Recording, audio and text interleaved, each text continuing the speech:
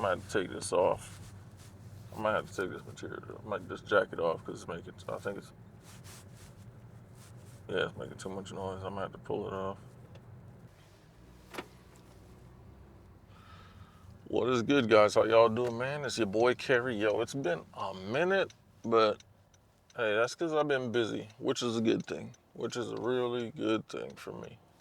Uh, Honestly, I don't see how the hell people can manage being so busy, pulling 10, 16-hour days, and then doing YouTube stuff on top of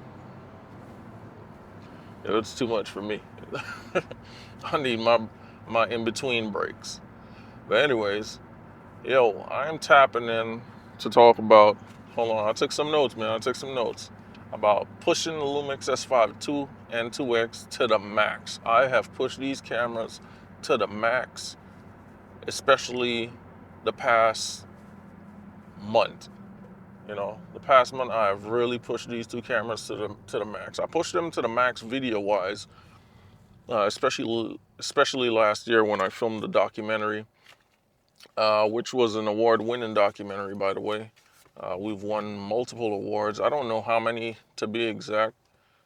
Last I checked, it was 8 across the film circuit arena, I guess you'd say.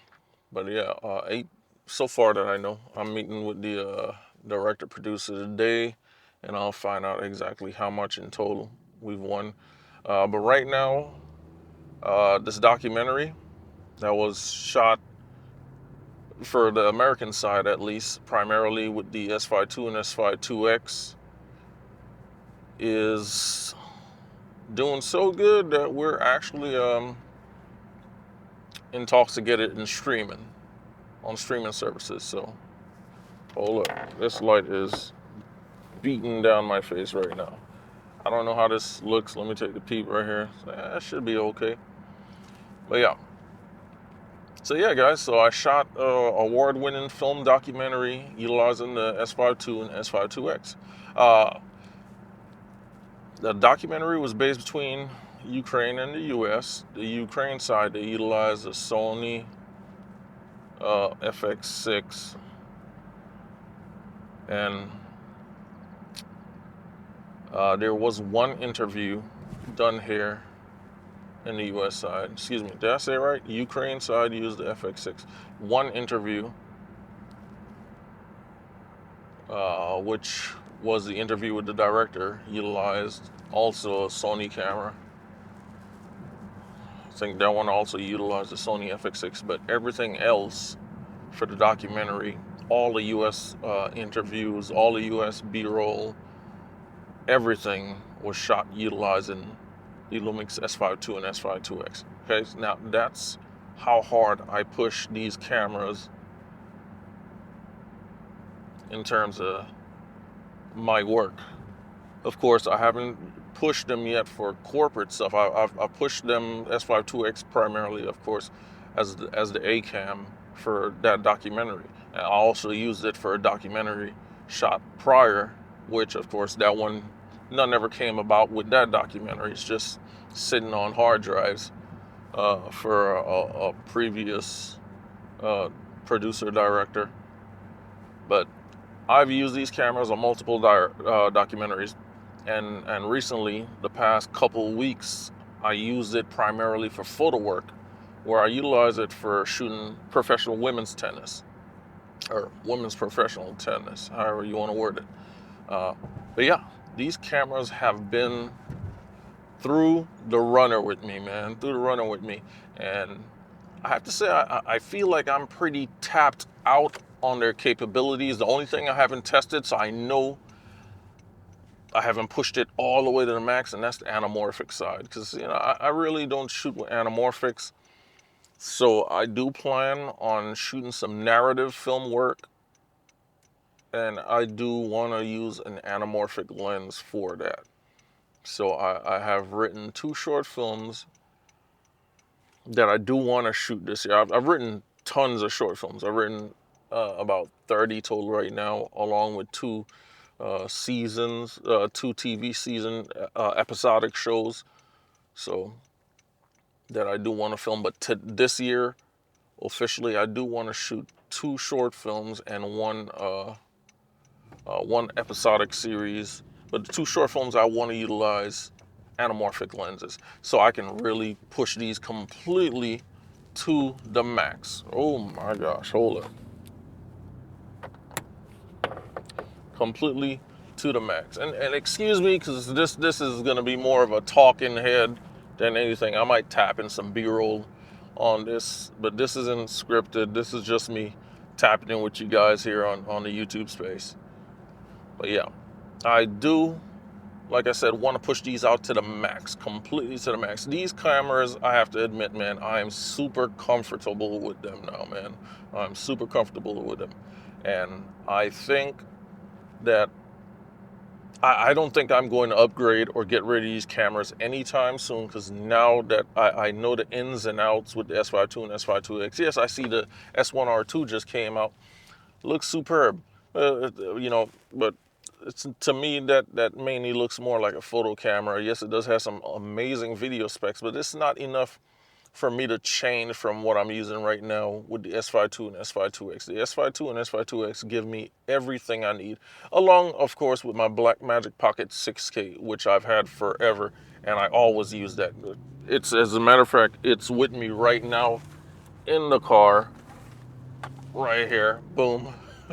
So this camera is still around. I have no need to get rid of that ever, but S5II and S5IIX, I don't think I'm ever going to get rid of these cameras either for quite some time. I think they might be sticking around with me for a good 5 to 10 years. And, now they have gotten to the point where when people ask me what camera do I recommend, these are the 2 cameras I highly recommend, S5II and S5IIX, because they are beasts of cameras. And show them proof, and proof is in the pudding that I shot an award-winning documentary, and the fact that it's about to push and possibly push. Let me say possibly, because nothing's ever set in stone until it's set in stone. So right now I'll just call it a possible in terms of going to streaming services. Excuse me, I'm losing my voice here. In terms of going to streaming services. So once that's set in stone, then I'll say, yeah, these cameras are streaming service worthy. Even though, of course, they're not Netflix approved, but we'll see. Maybe that'll change one day, or maybe it'll just stay the same. But they give you the biggest bang for your buck right now, man, in terms of any camera out there on the market. Price-wise, they're exceptional. And I just have to admit, like, I don't like talking about cameras too much, man. I really don't. I'd rather just work and put my work out there to the world than sit and talk about cameras all the freaking time. Yes, I love cameras, but to sit around and talk about them is not my thing. And I don't want to blow my YouTube channel up. I don't want to grow a following on YouTube based off of talking about cameras at all. So that's why I'm trying to limit my YouTube presence now with that. And I'd rather come to YouTube and just talk about what I've utilized, whatever camera it is I'm using. Like, I have right now I'm in talks to shoot another project. And for that other project, I don't know what camera I want to utilize. But when I do get that project, of course, I won't talk about the camera until after the project is shot, the project is out there, and then I might possibly talk about whatever camera it is I pick. That's the only way I want to sit down and talk about cameras, about utilizing the camera on a big project, and my reasoning behind utilizing that camera. That's the only time I want to talk about cameras. I don't want to sit here and talk about camera cameras and camera specs, because I realized I was about to start going down that road, and that is not my thing. I'm professional. I shoot professionally. I've been shooting professionally for years now. You know, especially a lot of sports. Uh, F1, women's football, F1, and the women's tennis now has been wrapped up in my thing for photography side, and then on the filming side, documentaries, music video, and commercial work. Corporate client work professionally. So that's what I want to start doing. Talking about the camera I'm utilizing for these projects that I'm using versus sitting down, once again, talking cameras and camera specs. Not my thing, man. Every camera has a reason to be picked up and used, and that's what I want to do. You talk about why I picked those cameras and use them for each project.